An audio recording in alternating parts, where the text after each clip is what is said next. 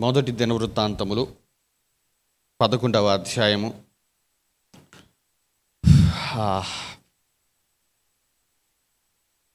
15వ వచనం నుంచి చదవండి అమ్మా.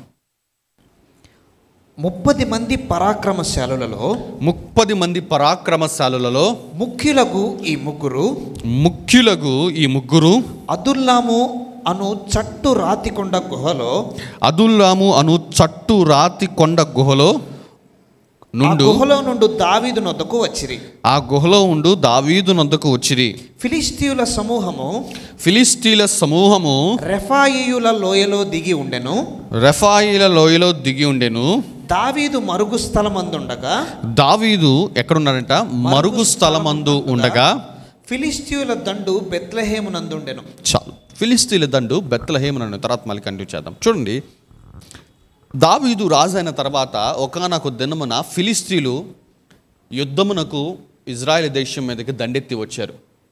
మరి ఎంత భయంకరంగా దండెత్తి వస్తే కానీ దావీదు మరుగు స్థలంలో ఉండిపోతాడు. ఎంత భయంకరంగా దండెత్తి వాళ్ళు వస్తే కానీ వాళ్ళు బెత్లెహేములో ఉంటారు. చూడండి, ఆ మాట చూడండి, 16వ వచనము. దావీదు ఎక్కడున్నాడంట? దావీదు మరుగు స్థలం అందుండగా ఫిలిష్తీయుల దండ ఎక్కడుందంట? బెత్లెహేములో ఉందంట. అంటే దావీదు దాగుకున్నాడు అంటే అర్థం చేసుకోండి, శత్రువులు ఎంత ఎక్కువ మంది వచ్చారో. పైగా ఈ శత్రువులు ఇజ్రాయెల్ దేశంలోకి ప్రవేశం చేశారు, బెత్లెహేములోనికి వచ్చేసారంట. దావీదు మరుగు స్థలం అందుండగా ఫిలిష్తీయులు ఎక్కడున్నారంట? బెత్లెహేములో ఉన్నారంట.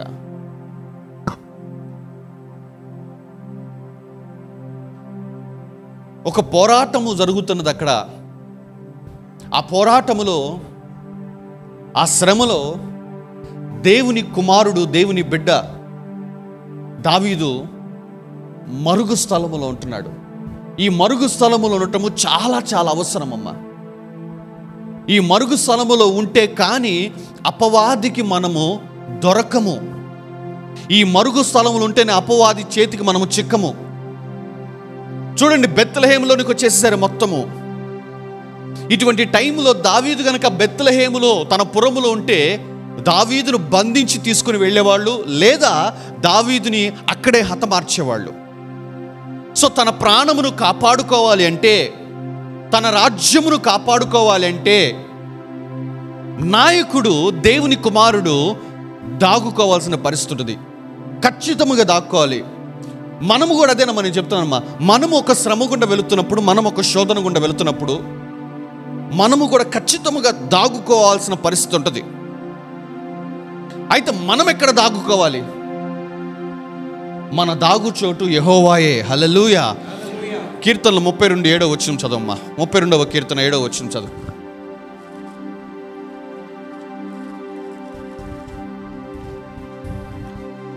నా దాగు చోటు నీవే, శ్రమలో నుండి నీవు నన్ను ఏం చేస్తావంట? రక్షించెదవు. నా దాగు చోటు నీవే, శ్రమలో నుండి నీవు నన్ను. చూసారా, నువ్వు దాగుకుంటేనే తప్ప దేవుడు రక్షణ నీకు అనుగ్రహించడు. సో విశ్వాసులైన మనము ఎక్కడ దాక్కోవాలంటే ప్రభు దగ్గర, అనగా మన ప్రార్థనలో మనం ఉండాలి. చాలా స్పష్టంగా చెప్తున్నానమ్మా, నీ ప్రార్థన గది, నీ ప్రార్థన సమయము ఏమిటంటే నీ దాగు చోటై ఉంటుంది. నువ్వు ఎప్పుడు గుర్తుపెట్టుకోవాల్సిన విషయం ఏంటంటే, నువ్వు ప్రార్థన చేయటానికి కూర్చున్నావంటే దాని అర్థం ఏంటి తెలుసా? నువ్వు ఆత్మీయంగా ఆత్మలోకంలో దాగు స్థలములోనికి వెళ్తున్నావు అని అర్థము. ఆ దాగు స్థలంలోనికి నువ్వు వెళ్ళినప్పుడు అపవాది నిన్ను తాకలేడు. ఆ దాగు స్థలంలోనికి నువ్వు ఒక్కడివే కాదు, నీతో పాటు నీ కుటుంబాన్ని కూడా ఆ దాగు స్థలమునకు తీసుకెళ్లే అలవాటు నీకున్నట్లయితే నేను చెప్తున్నానమ్మా, ఆ శ్రమలో నీ కుటుంబాన్ని అపవాది తాకలేడు. ఎందుకంటే ఆ దాగు చోటు ఏంటంటే యెహోవాయే, మన ప్రభువే.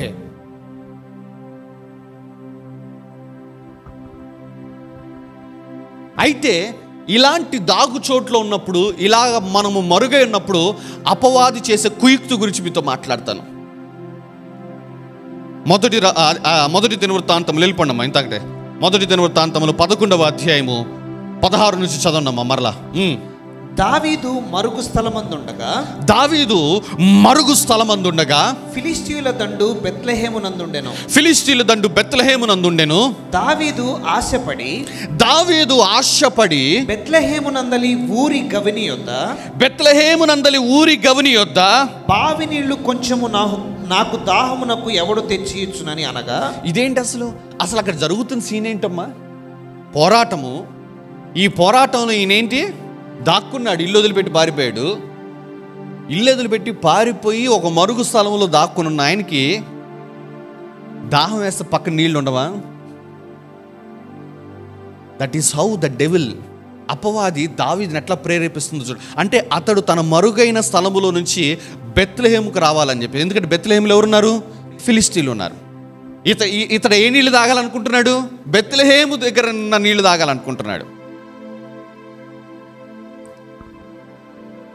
నేను చాలా స్పష్టంగా చెప్తున్నానమ్మా, మనము ఒక శ్రమ గుండా వెళుతున్నప్పుడు, మనము ఒక శోధన గుండా వెళుతున్నప్పుడు, ప్రార్థన అన్న దాగు చోట్ల మనం ఉన్నప్పుడు మనల్ని ఆ ప్రార్థనలోంచి బయటికి తీసుకుని వచ్చేది ఏంటో తెలుసా? మన శరీరేచ్ఛలు మనం బయటికి తీసుకుని వస్తాయి. అపవాది అనేవాడు ఏం చేస్తాడంటే మన శరీరాన్ని ప్రేరేపిస్తాడు. మన శరీరేచ్ఛలు అప్పుడు బయటకు వస్తాయి మనం ప్రార్థనలో ఉన్నప్పుడు. ఎప్పుడైతే ఒక్కసారి మనము శరీరేచ్ఛకు చోటిచ్చి మనము ఒక చిన్న తప్పు చేస్తే ఇంక మళ్ళీ మనం ప్రార్థనలో కూర్చోబుద్ది కదా, మనకే పాపం చేశాం కదా అని చెప్పేసి. నిజమే కదా? నీ మరుగైన స్థలములో నుంచి నిన్ను బయటికి తీసుకుని వచ్చేది ఏంటంటే నీ శరీరేచ్ఛ. అపవాది నీ ప్రార్థనలో నుంచి నిన్ను బయటికి తీసుకుని రావాలంటే వాడు పన్నే పన్నాగం ఏంటంటే నీలోనే ఒక ఆశ పుట్టిస్తాడు. చూడండి అమ్మా, మాట చదవండమ్మా.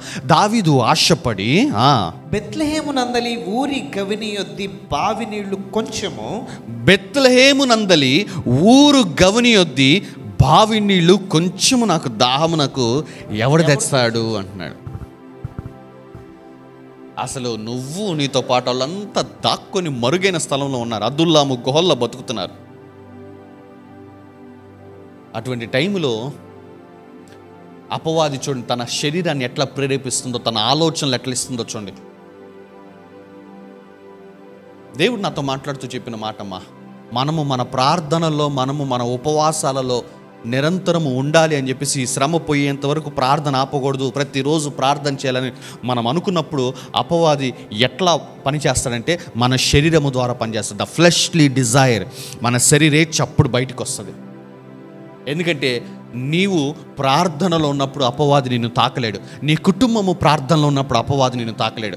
నిన్ను నీ మరుగైన స్థలంలోంచి బయటకు తీసుకొని రావాలంటే ఇదిగో దావీదుతో ఎట్లా వ్యవహరించిందో అపవాది, నీతో నాతో కూడా అంతే వ్యవహరించింది. శుక్రవారం పూట మనం కూర్చుంటాం, లేదా శనివారం పూట మనం కూర్చుంటాం, లేదా బుధవారం పూట మనం కూర్చుంటాము. మన ఉపవాసం, ఈ ఉపవాస దినాలు ఉంటుంది సవా, ఆ ఉపవాస దినాలలో the fleshly desire will begin to manifest. శరీరేచ్ఛలు అప్పుడు బయటికి వస్తూ ఉంటాం, కనపడతా ఉంటాయి. అంటే ఆ టైంలో మీరు గుర్తుంచుకోవాలమ్మా, ఈ వర్తమానం తర్వాత మీరు గుర్తుపెట్టుకోవాలి. ఎప్పుడైతే మీ శరీరేచ్ఛ బయటికి రావటం మీరు గమనిస్తారో వెంటనే మీరు గుర్తుపెట్టుకోవాలి, అపవాది నా శరీరాన్ని ప్రేరేపిస్తుందని చెప్పేసి నువ్వేం చేయాలంటే ఇంకా ఎక్కువ ప్రార్థనలో కూర్చోవాలి, అంతే. అర్థమవుతుందా మీకు ఆ మాట? You need to do more prayer. You need to do more prayer. చదవనమ్మా. దావీదు ఆశపడి బెత్లెహేమునందలి ఊరి గవిని యొద్ద బావి నీళ్లు, బెత్లెహేమునందలి ఊరి గవిని, అసలు చిన్నప్పుడు ఎప్పుడో దాగిన బావి నీళ్ళమ్మా ఇవి. దావీదు బెత్లెహేములో ఎప్పుడుంటే చిన్నప్పుడే ఉన్నాడు. యవ్వన కాలం నుంచి కొండల్లో గుహల్లో తిరుగుతూ ఉన్నాడు, సౌలుకు తప్పించుకుంటూ పోతా. పక్కన నీళ్ళు ఉన్నాయి. తన బాయ్హుడ్, ఆ చైల్డ్హుడ్లో తన ఈడు వారందరూ కూర్చొని ఆడుకుంటే ఆ బావి దగ్గర ఆడుకుని నీళ్లు తాగి చూస్తావా, అది మనకు కూడా అప్పుడప్పుడు అనిపిస్తూ ఉంటుంది. మీకు అనిపిస్తుంది లేదుగా? నాకు ఈ మధ్య నాకు కూడా ఇట్లానే అనిపించింది. నేను ఒక ప్రాంతానికి వెళ్ళే వాక్యం ప్రకటించడానికి ఈ వారంలో వెళ్తే మామూలు రెగ్యులర్గా ఒక కొట్టు దగ్గర ఆగి నేను సోడా తీసుకుందామని చెప్పేసి కొడుతా, అక్కడ చక్కగా లిమ్కా సీసా కనపడింది నాకు. అబ్బా, అది ఎందుకో లిమ్కా ఫ్యాన్స్ ఎవరు ఉన్నారా? ఎవరు లేరా? ఓ నేనేనా? ఇప్పుడు బాగాలేదు లిమ్కా, ఇప్పుడేందో పెనాల్ తాగిన ఫీలింగ్ వస్తుంది. కానీ నిజమే, ఇదివరకు బాగుండేది లిమ్కా. ఇదివరకు ఏంటంటే జ్వరం వచ్చినప్పుడు లిమ్కా తాగమనేవాళ్ళు. తెలీదు ఆ వైద్యాలు మీకు తెలియవా? వేడి చేసినప్పుడు లిమ్కా తాగమనేవాళ్ళు. సడన్గా ఆ లిమ్కా చూడంగానే ఏంటో ఒకలాంటి ఆనందం వచ్చేసింది. ఆ లిమ్కా కొనుక్కొని తాగినప్పుడు అప్పుడు అర్థమైంది చిచ్చి అని చెప్పేసి. అచ్చంగా మన ఇంట్లో ఫెనాయిల్ ఉంటుంది కదా, అదే.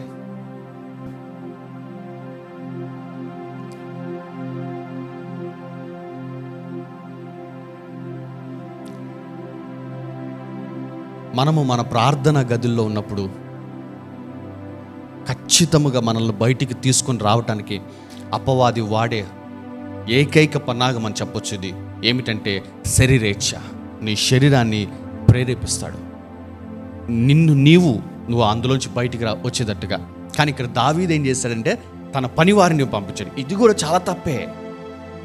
తన సైన్యాధిపతులను పంపించాడు. ఎంత దారుణము! ఈ సైన్యాధిపతులు వెళ్ళారు. పొరపాటున ఏదన్నా జరిగి ఆ సైన్యాధిపతులు గనక చనిపోతే ఏంటి ఆ రోజున పరిస్థితి? సైన్యము చనిపోయేది, దావీదు బంధించబడిపోయేవాడు లేదా చనిపోయేవాడు. తన ఒక్క ఆశ ఏది, నీళ్లు దాగాలన్న ఒక ఆశ తన రాజ్యానికి పెద్ద ముప్పును తీసుకుని వచ్చేది. కానీ దేవుడు తోడున్నాడు కాబట్టి దావీదు బ్రహ్మాండంగా ఉన్నాడు. కానీ వాట్ ఇఫ్ దేవుడు కనుక ఆ టైంలో పక్కకు వచ్చుంటే, శరీరానికి చోటిచ్చాడు, శరీరేచ్ఛలకు చోటిచ్చాడు అని చెప్పేసి దేవుడు పక్కకు వచ్చుంటే ఊహించుకోండి ఒకసారి. చూడండి, ఆ తర్వాత చదవండమ్మా, కంటిన్యూ చేయండి అమ్మా. ఆ ముగ్గురు ఫిలిష్తీయుల దండులోనికి చొరబడిపోయి బెత్లెహేము ఊరి గవిని యొద్ద బావిని చేరుకొని దావీదు నొద్దకు తీసుకుని వచ్చారు. చూసారా, బావి నీళ్లు చేదుకొని దావీదు నొద్దకు తీసుకుని వచ్చారంట. చూసారా, దేవుడు తోడున్నాడు కాబట్టి సరిపోయింది. అది నేను చెప్పేది. దేవుడే గనక తోడు లేకపోయి ఉంటే వీళ్ళు చేసిన ఈ ప్రయత్నంలో ఈ ముగ్గురు చనిపోయేవాళ్ళు. దావీదు ఎక్కడున్నాడో తెలిసిపోయేది. దావీదు ఉన్న స్థావరంలోనికి శత్రువులు వచ్చేవాళ్ళు, దావీదును బంధించుకొని తీసుకుని వెళ్ళిపోయేవాళ్ళు. బట్ దేవుడు తోడున్నాడు మా. కానీ అన్ని రోజులు ఈ విధంగానే ఉండదంట. నేను ఈ మాట మాట్లాడుతున్నప్పుడు మీరు జ్ఞాపకం పెట్టుకోవాలమ్మా, ఇది నేను నా ప్రార్థనలో కూర్చుందామన్నప్పుడు నా శరీరము ప్రేరేపించబడుతుంది అపవాది ద్వారా. కోపం వస్తూ ఉంటుంది. ఎప్పుడు రాని కోపం ప్రార్థనలో కూర్చున్నప్పుడు వస్తుంది. చూడండి, మీకు ఎప్పుడైనా వచ్చిందా? ఏంటమ్మా మీరు ప్రార్థనలు, మీరు అసలు సౌమ్యులు, మంచివాడు అట్లుంటారా? ఏమో సరే మీ సంగతి ఏమో. కానీ కొంతమంది మాత్రం ప్రార్థనలో ఉన్నప్పుడు ఈ మునుపులానంత బీపీలు వస్తూ ఉంటాయి. ప్రార్థనలో ఉన్నప్పుడు వాళ్ళ ఇంట్లో చేసిన పని చిన్న నాటికి రియాక్ట్ అవుతూ ఉంటారు. నేను అందుకే అంటాను, ప్రార్థన కూర్చుందాం అన్నప్పుడు నువ్వు గదిలోకి వెళ్ళిపో, అసలు నువ్వు బయటికి రామాక. నీ గది బయట భూకంపం వచ్చినా కానీ బయటికి రామాక అంటాను. ఎందుకంటే అపవాది ఆ గది బయట అంతా చేస్తూ ఉంటాడు బయటికి. అప్పుడే మన పిల్లలు గదిలిస్తూ ఉంటారు, ఇంటోళ్ళు గదిలిస్తూ ఉంటారు. అప్పుడే కుక్కర్ విజిల్ వస్తుంది.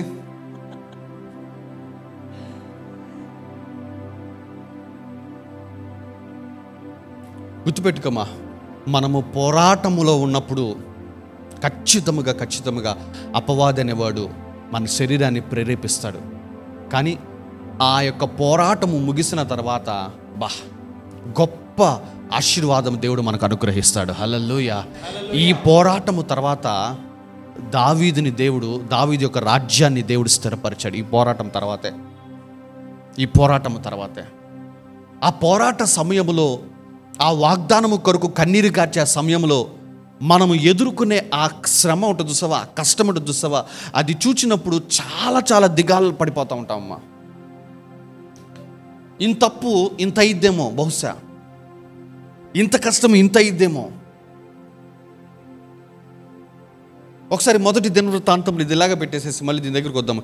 ఎబ్బేసు దగ్గరికి వెళ్ళండి అమ్మా. మొదటి దినవృత్తాంతములు 4వ అధ్యాయము 9వ వచనము 10వ వచనం చదవండమ్మా. 4వ అధ్యాయము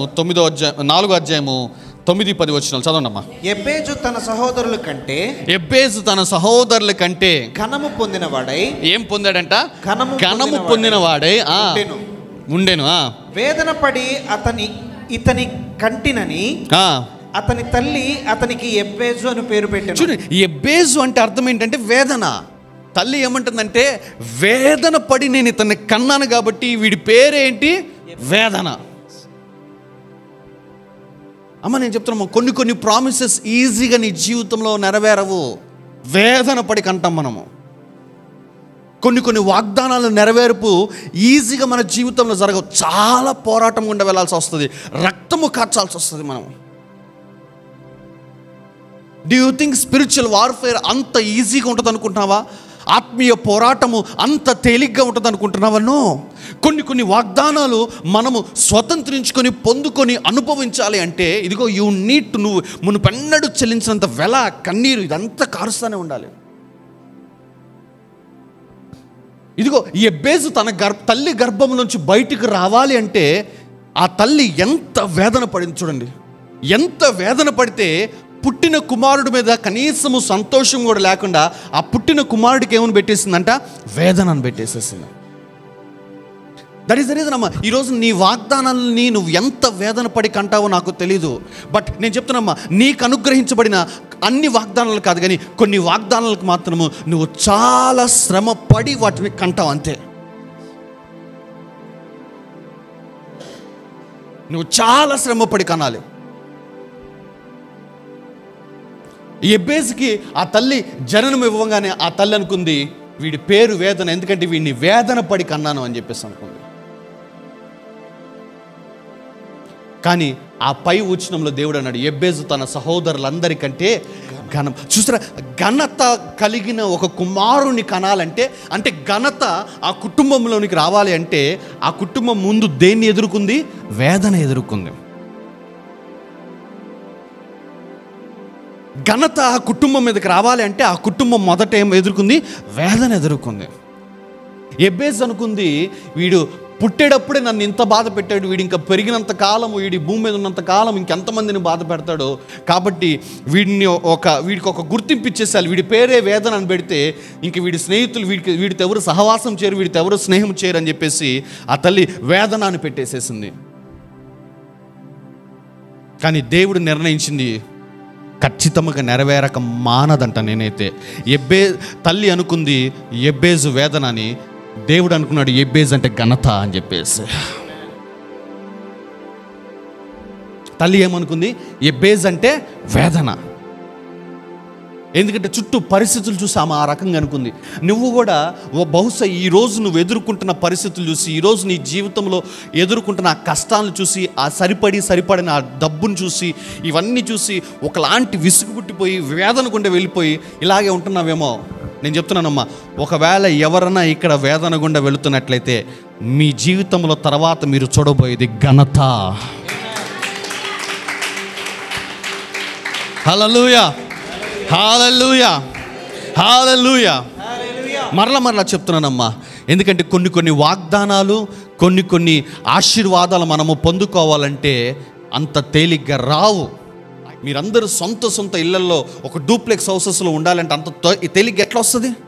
మీ పితరులు అనుభవించిన ఐశ్వర్యము, ఆశీర్వాదము నువ్వు అనుభవించాలని అంత తేలిగ్గా వస్తుంది అనుకుంటున్నావా? You need to go under some process. నువ్వు కొంత ప్రాసెస్ గుండా వెళ్ళాలి. ఈ ప్రాసెస్లో దేవుడు నీకు చాలా నేర్పిస్తాడు. ఎందుకంటే అమాంతంగా నీ మీద ఇదిగో ఒక ఐశ్వర్యం, ఒక ధనమును అట్లా అప్పచెప్పేసిస్తే ఆ ధనముతోటి నిన్ను నువ్వు పాడు చేసుకుంటావు, అహంకార పడిపోతావు, నీ బిడ్డల్ని పాడు చేసుకుంటావు, లేదా నీ కుటుంబాన్ని పాడు చేసుకుంటావు. ఎందుకంటే మితిమీరిన ఆదాయం వచ్చేసింది కాబట్టి నువ్వేమైనా అయిపోవచ్చు. కాబట్టి దేవుడు ఏం చేస్తాడంటే ఈ మధ్యలో చాలా ఇరుకులోనే నడిపిస్తూ ఉంటాడు. ఈ ఇరుకులో రూపాయి విలువ నీకు తెలిసిద్ది.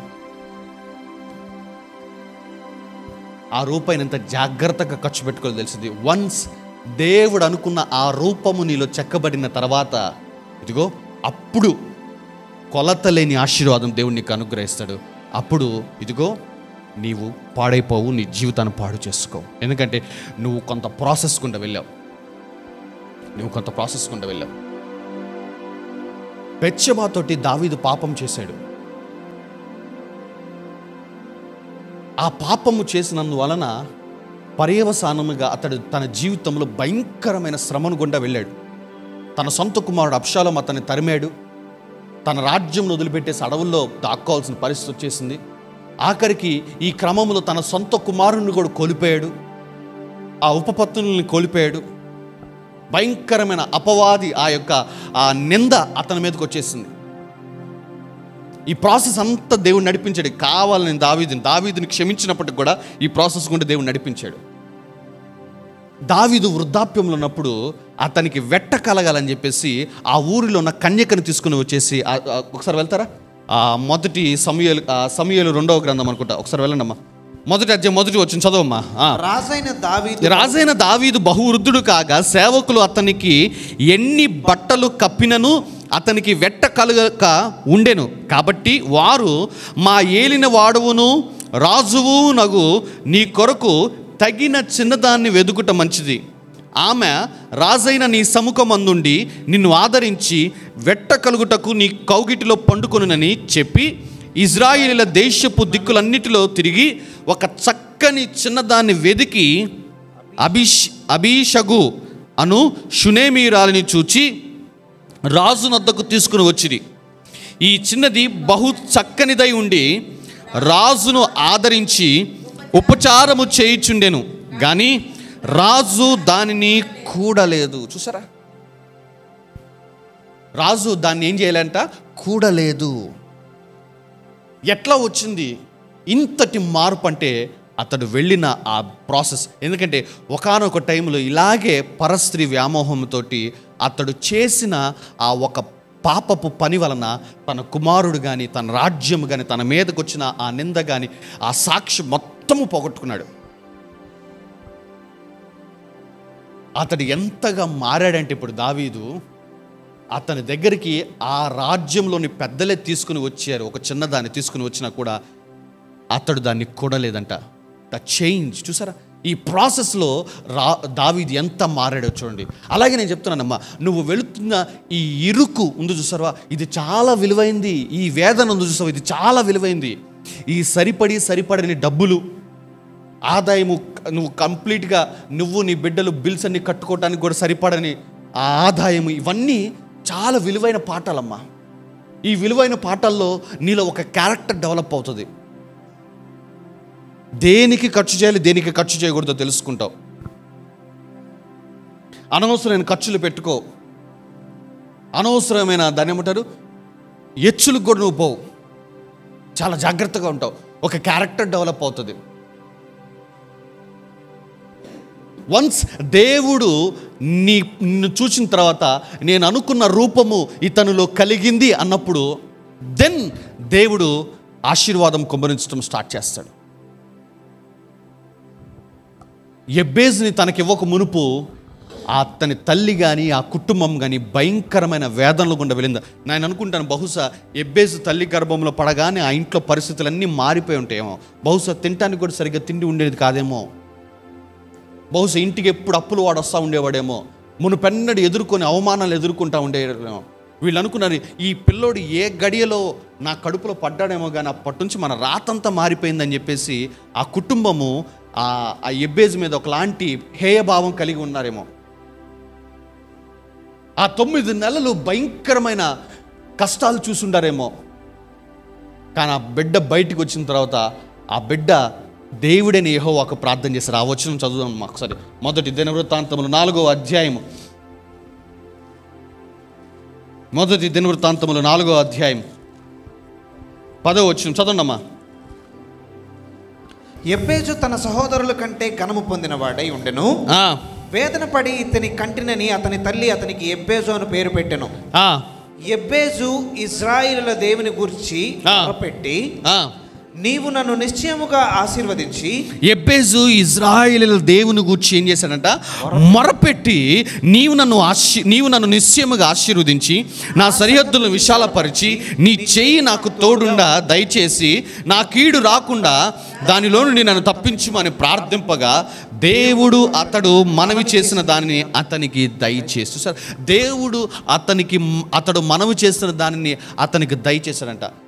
కానీ దేవుడు అతడు మనవి చేసిన దాన్ని అతడికి దయచేయక మునుపు అతడు ఎదుర్కొన్న ప్రాసెస్, అతడు ఎదుర్కొన్న ఆ యొక్క క్లిష్టమైన పరిస్థితులు, బహువేదనకరమైన పరిస్థితులు, బహు ఇరుకు గుండా వెళ్ళుంటాడు. సంఘం అదే చెప్తున్నానమ్మా. ఇక్కడ ఎవరితో దేవుడు మాట్లాడుతున్నాడో నాకు తెలియదు, కానీ మీరు ఎదుర్కొంటున్న ఈ ఇరుకు మార్గము, మీరు ప్రయాణము చేస్తున్న ఈ ఇరుకు మార్గము అతి త్వరలో విశాలముగా దేవుడు మారుస్తాడు. హల్లెలూయా, హల్లెలూయా. ఎబ్బేజు అంటే వేదన అని తల్లి అనుకున్నది, ఎబ్బేజు అంటే ఘనత అని దేవుడు నిర్ణయించి చూపించాడు. ఈ రోజున మనుషులు నీ గురించి ఏమనుకుంటున్నారో నువ్వు పట్టించుకోవాల్సిన అవసరమే లేదమ్మా. ఎందుకంటే దేవుడు ఆల్రెడీ నీ గురించి ఒకటి నిర్ణయించుకున్నాడు, అదే నెరవేరుది నీ జీవితంలో. మనుషులు నిన్ను చూసి వీడు చదువుకోలేదు, వీడి దగ్గర డబ్బులు ఉండవు, వీడు ఎట్లా అంటాడు, వీడు పనికిరాడు, వీడు పైకి రాడు, వీడు ఇలాగే ఉండిపోతాడని మనుషులు నీ గురించి సవాలక్ష అనుకోనివ్వు. ఒక్క దానిని కూడా ఖాతరు చేయమాక. ఎందుకంటే నీవు నీ తల్లి గర్భములో ఉన్నప్పుడే నిన్ను చూచిన దేవుడు, నిన్ను పిలుచుకున్న దేవుడు నీ పక్షముగా ఉన్నాడు. నా ప్రార్థన, నా ప్రవచనము మీ అందరి మీద, మీరు ప్రయాణము చేస్తున్న ఈ ఇరుకు మార్గము అతి త్వరలో విశాలముగా మార్చబడును గాక. మీకు వస్తున్న ఈ చిన్న ఆదాయము, ఈ ఇరుకు ఆదాయము అతి త్వరలో అభివృద్ధి చెందును గాక.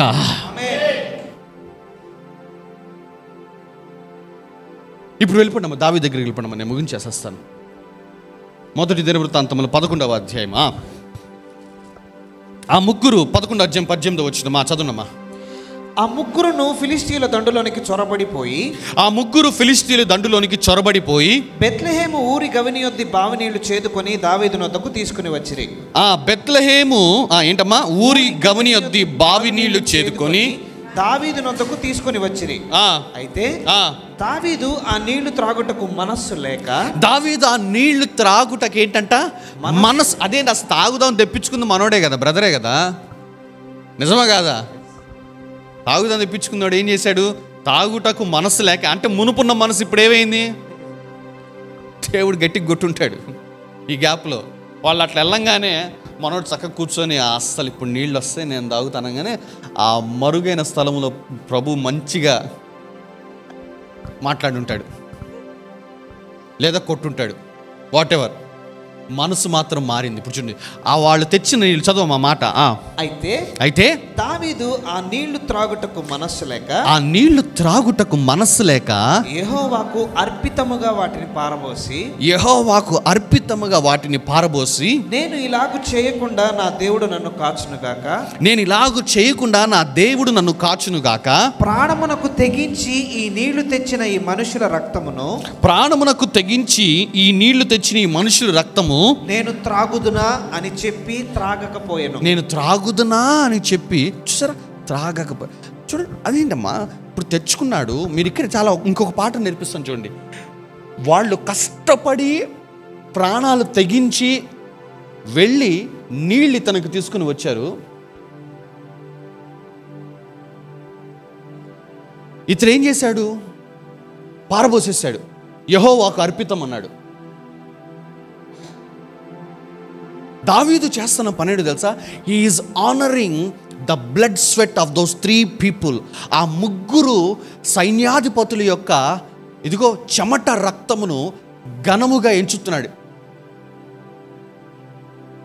ఎట్లా ఘనముగా ఎంచాడంటే యెహోవాకు అర్పితముగా చేసినప్పుడు.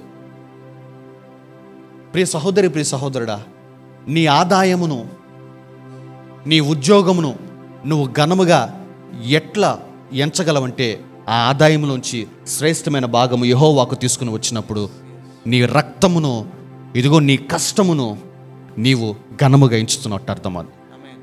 అదే ఆ ఆదాయం నీవే తినేస్తే, అదే దావీదే గనక తినేసాడు అనుకుందాం, దావీదే తాగాడు అనుకుందాం, ఆ నీళ్ళు తాగి తన ప్రాణమును తెప్పరలో చేసుకొని ఇదిగో విశ్రాంతి తీసుకున్నాడు అనుకున్నా, దావీదు అంటున్న మాట చదువు, ఆ మాట మరలా చదువు. దేవుడు నాతో మాట్లాడిన మాటలు చదువు మరలా.